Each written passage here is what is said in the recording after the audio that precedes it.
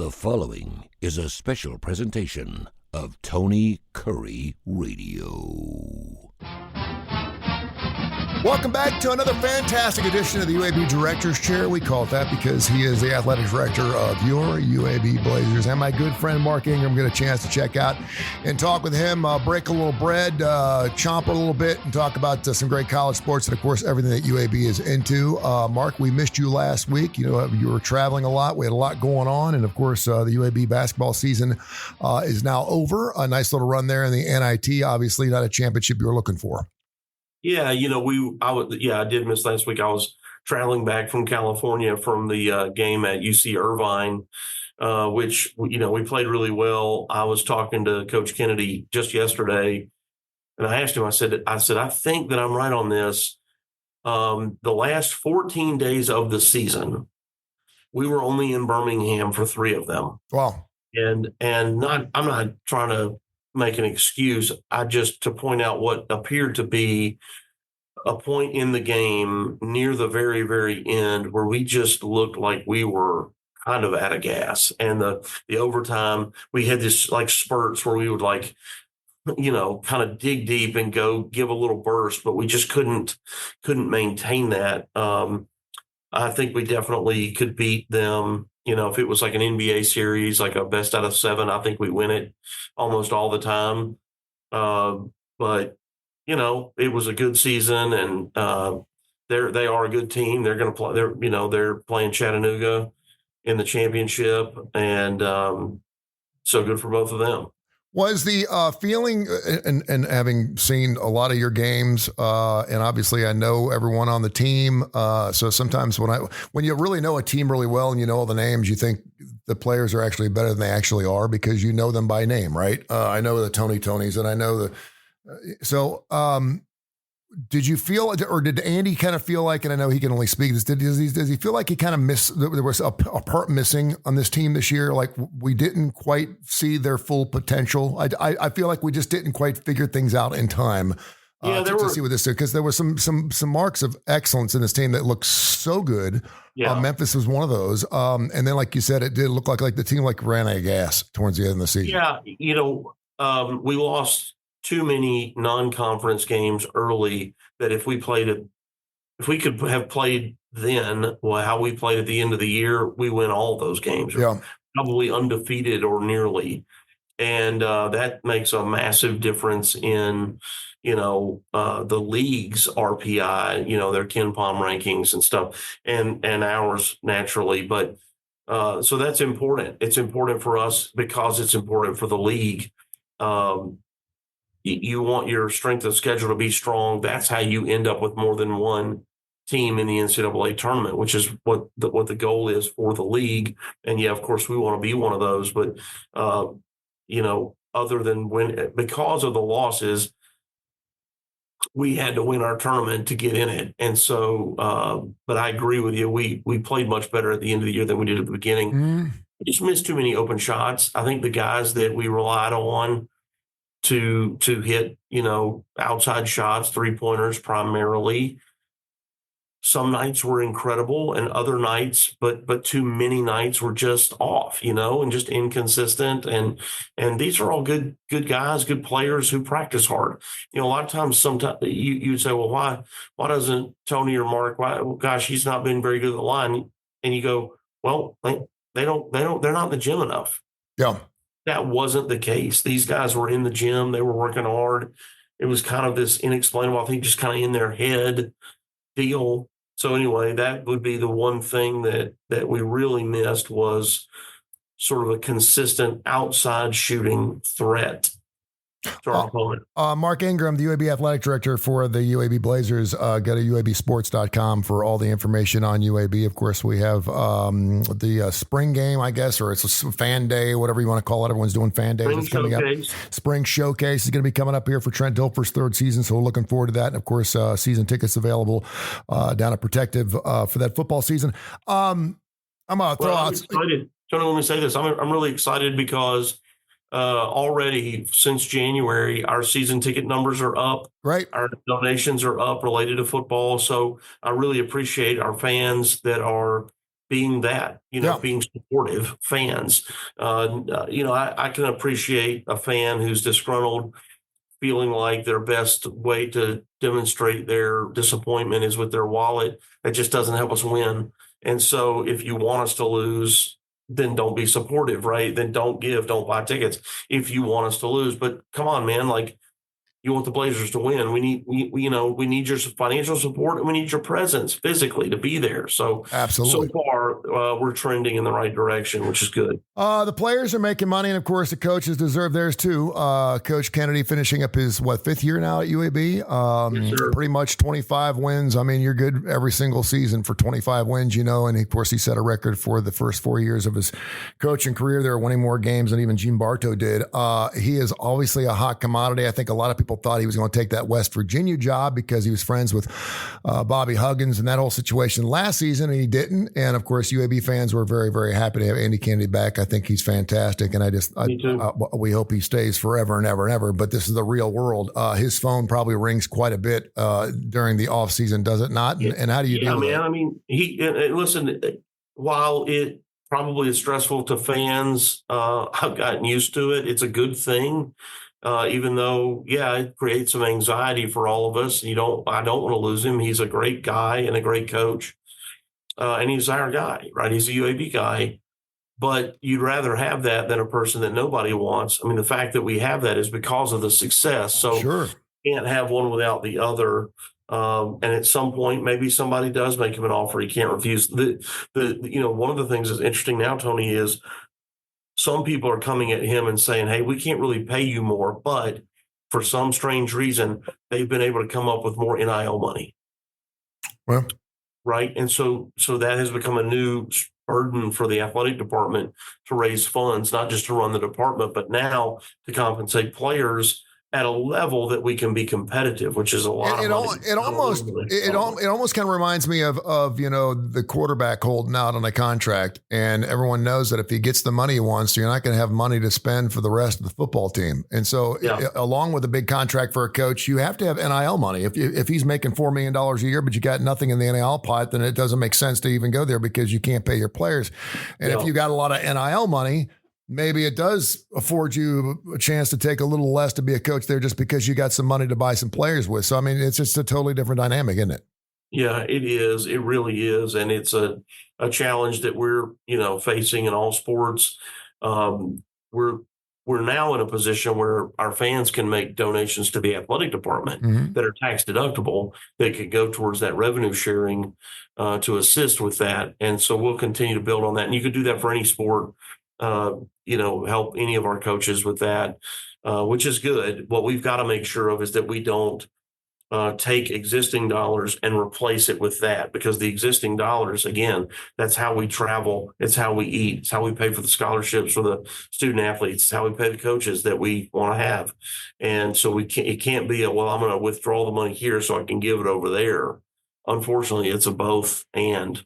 A lot of times, regardless of whether it's college football or basketball or any sport for that matter, at the end of a season, a successful season, you're going to have a lot of people cherry picking and making phone calls. First of all, tell me how that goes. Does someone need to contact you first, or can they call him directly? How does that? What's the etiquette in reaching out and wanting to talk to Andy Kennedy if you're wanting to hire him away? Yeah, it's not as formal as it used to be. It used to be that they would, in fact, call you first. Now, what you hope is that they would call you, as they're, at least before they make the offer. Generally, and how we do it is, okay, so you're the coach at Wichita State, and whatever, you coach soccer. You may have no interest, even if I can pay you more, you may have no interest in coming here because of all sorts of personal reasons. And you're flattered by the outreach, but I don't want to call your boss and get you in trouble with your boss if you're not interested. Yeah. And so you're not really, when you make that call to the other AD, it's not, hey, I've got interested in your coach and would like permission to speak to them. I think once upon a time there was, I'd like permission, but nobody's asking for permission. Now what it is, it's a courtesy to say, hey, look, I've got interest in your coach. And you'd like it to be when maybe the coach is a legitimate finalist, not when, no, I'm about to make an offer, or I did just make an offer. We haven't gone public. That's a little too late. What you want is at least somebody to call you and go, hey, look, we like Tony. I want to give you a heads up that we'd like to pursue a conversation with him. But again, you and I have probably already at least spoken on the phone, and I at least know that you're interested. Now, if you were an assistant at that school, you don't have to do that. Yeah. You don't have to do that really with the assistant coaches, but the head coaches, it's the right thing to do. Unfortunately, it's a bit of a lost, not art, but it's a nice gentlemanly thing to do in our industry because it's a pretty small community, really. Yeah, I mean, it seems like it'd be the right thing to do. Right. I'm gonna ask you straight out. What is Andy? What would Andy have to do in order to leave? Is it? Does he have something in mind as far as how far he'd have to go in March Madness or win a championship? Or because obviously you go into a program like UAB. And I think a lot of people thought you were kind of pigeonholed, certainly with Conference USA was always going to be a one big league. You were hoping you to go into the AAC where you'd have more than one bid. And that certainly didn't come into fruition this year. Yeah. It could have, and everyone was going against UAB because they were going to pop some bubbles along the way. But I mean, that's got to be a question you've got to ask yourself, because I mean, if he does end up going to a Sweet 16 at UAB, which has happened before, I mean, don't think it's not a possibility. And he's been knocking on that door every single year. He's only a couple of pieces away from making that happen. Is that something that you talk to yourself? Do you lose sleep over that? Have you talked to him about that? Or is he pretty much, and the other question, and I'll back this up too, is whenever you have a coach with a successful season, he always gets a contract extension. How do you deal with contract extensions, knowing that are they really contract extensions? I mean, we're committed to you. What's another 2 years through the year 2035 to let you know we love you and we don't want you to leave? Well, it at least demonstrates, it's your ability to demonstrate your appreciation for their work. We've done extensions many times for people who didn't necessarily get a raise. It was like, hey, man, you're doing a good job. You didn't win the championship, but I love you, and I think you're doing a good job, and I want you to be here and just want to give you more time. Yeah.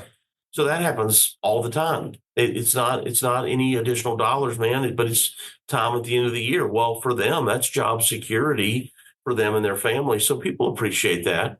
Obviously people also would like to increase their compensation, but giving people time is usually that's really the number one thing is tell me that you want me to be here. And that's comforting to the coach. So, Andy's going to keep getting people come at him, and he loves it here. He says that he loves it here. I believe him. His wife and daughters love it here. So I don't think it's about Andy trying to leave. I just think every time he wins a game makes him continually more attractive to others. And at some point we could get priced out of it to where we just hug each other and go, man, it's been fun. We've loved having you here and congratulations, and nobody's mad. We would have some fans mad that somehow we didn't step up and pay him, $7 million. But man, if some of these bigger budget programs want to come in and take him, that at some point that could happen. Well, in the meantime, he's a UAB Blazer and enjoy every minute of it because I mean he's a special guy and he really is a talent and he's been at bigger schools. I mean he's been there, done that. So maybe that should tell you something about being at UAB. UAB Director's Chair. We do it every single week right here on Tony Kurre Radio. Fantastic listenership, and we've been going through the roof here on the TKR app. Make sure you download that bad boy and get. Of course, we're in the top 10% of all podcasts countrywide right now. So we're doing really, really well. So make sure you continue to listen to our podcast. Just search Tony Kurre Radio Podcast, and we're available on every major indice. Something that I was hoping it wasn't going to happen, but I know he was considered a senior, but he's still got a year left. Axel Lindenborg has come out and declared for the NBA draft / transfer portal. So has, of course, Coleman. Chris Coleman. A lot of people are saying he could be a first-round guy in the NBA draft, so that's not surprising. He can certainly pull out. When you subscribe to the NBA draft, does the transfer portal automatically come along with that, or is that an added thing, or what was that all? It's an added thing, and it's basically The numbers he's been offered, I won't disclose, but they're incredibly high. Yeah. And I mean, amazingly high, obscenely high. And I'm talking about the portal, but it's not what the NBA would be if he could get guaranteed money in the first round.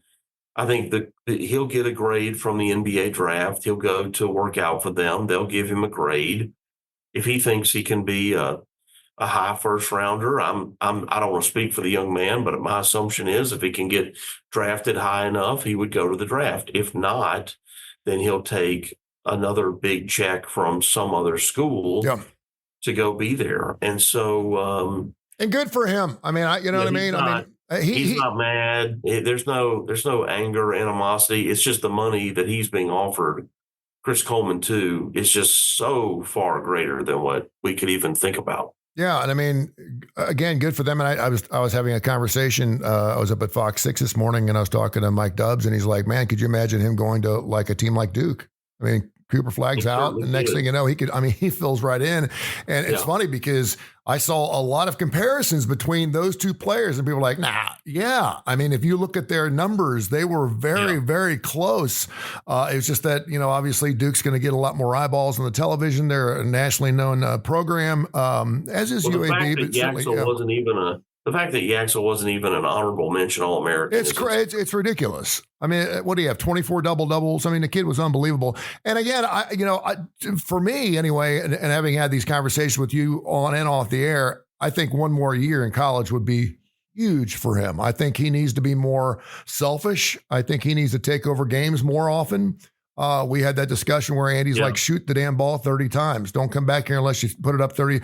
And I think once he does that, I think one more year would be really good for him because I don't think his stock is nearly as high as it could be with another year under his belt. Yeah.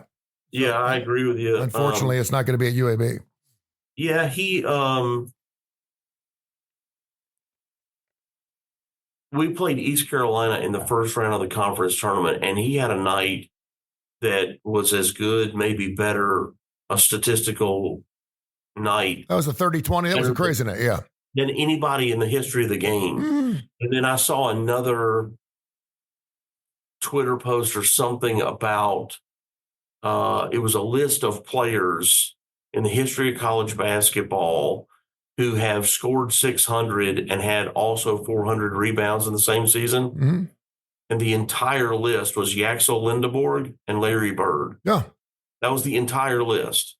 I mean, what are we saying? I know. And it's like, yeah, I don't know what you do. I mean, what do you take billboards out and put his face on them? I don't know what you do for a kid like that. Yeah, and I certainly understand, and I can only imagine the dollars that are probably being thrown his way, and good for him. That's fantastic. And hopefully it happens for Chris Coleman as well. And he's a great kid. Yeah. Yeah. Coleman is the same situation. He's been offered a lot in the portal. He wants to see what his stock could be professionally and try to make the best business decision they can. We love them both. Yeah. And I think they both love UAB. It's no animosity or hard feelings. It's tough now as a fan. I think it's hard to see great players like that go because we completely have to reload that roster. I know you have some oomph. I know you've been doing college sports for a long period of time. You were up at UT and you a lot of people know who you are. And so I know you have some swagger. And you have spoken on this show about the NCAA tournament doubling in size, which still means it'd be like less than 30% of all the teams because there's 370 teams or something like that. And they're talking about expanding it 8 to 10 teams. I'm like, well, I don't even expand it 8 to 10 teams. We're gonna. My whole thing is we've got to get another weekend out of this. It just goes by too damn fast. It goes by so quick. It's 3 weeks. You get the NBA playoffs that go on for 4 months. And I'm like, just give us. And so if you would double it, you'd at least get one more weekend where, there's so many games going off. Why is this not being discussed? Why are we not doing this? It's a slam dunk. It's a slam. It doesn't change anything. Everyone will just make more money. Simple. Yeah, we can. Listen, Tony, we can do anything we want to do. There's enough power brokers that don't want it for whatever reason. If you double the field, it's only one game. You eliminate that first 4 in Dayton, and that's when you play the game, when those usually happen, which is those first couple of days. We have the NIT. I don't know if I would say eliminate the NIT, but maybe. I don't think you need to do that either. I mean, What I'm saying is that those teams, those 32 teams, are likely who's going to be in this. Could be, but right? you can still have an NIT. I mean, listen. I love the crown thing. I love the thing in Vegas. I love all these basketball tournaments. I think the excuses, and that's what they are that people give, are that logistically you just couldn't get all these teams where you need the teams to be. That's silly. And then the other part is, the Masters starts Monday. No, that's dumb. That's really not a factor. While it is a factor to be considered, it's not really an impact. You can handle it on the front end of the tournament to make it all fit, but the people that are in charge of it don't want it to fit right now. So until enough of the power brokers want it to fit. Yeah. I got you. Hey, when you and I just thought about this too.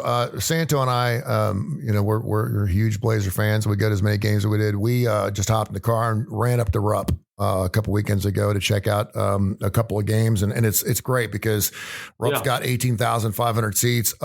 We saw 2 games for $40 a piece. It was fantastic. That's my price. I was like, he's like, "What do you want to spend on tickets, Dad?" And I said, "Man, if you can get us 2 tickets for $80 for both games, that'd make me happy. I've got a budget." And sure enough, and he found 2 great seats it's great. You just can't find that anymore. But it was really neat to see, we drove by Kroger Field and he was like, "Man, what a dump this football field is." And I said, "Well, Kentucky's not a football school. Wait till you see Rupp," because then he had never seen Rupp. And so it was like, and it reminded him a little bit of where, the Memphis Grizzlies play. But when you go around to different arenas, you obviously have a wish list and what you want to see. And I know that Bartow Arena needs some work and needs some upgrades and stuff. What do you do when you do you write down ideas? Do you have a dream list and you come back and say, "Hey, I just came back from NCAA, just a couple ideas I want to get here in Bartow"? And how close are we to making something like that happen? Because I would think if you'd want to keep an Andy Kennedy, that would be something that would help a little bit. Yeah, I mean, it's an obsession with me.